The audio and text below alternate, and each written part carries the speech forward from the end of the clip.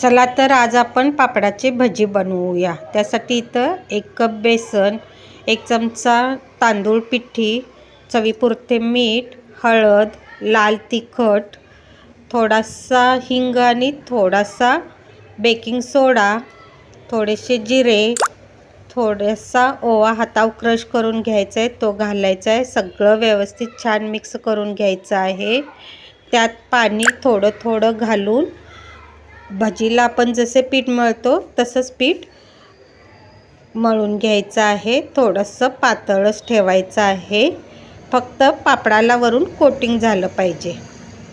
आता हे बाजूला ठेवून देऊया। इथे पापड मोठे आहेत म्हणून 4 भाग केलेले आहेत।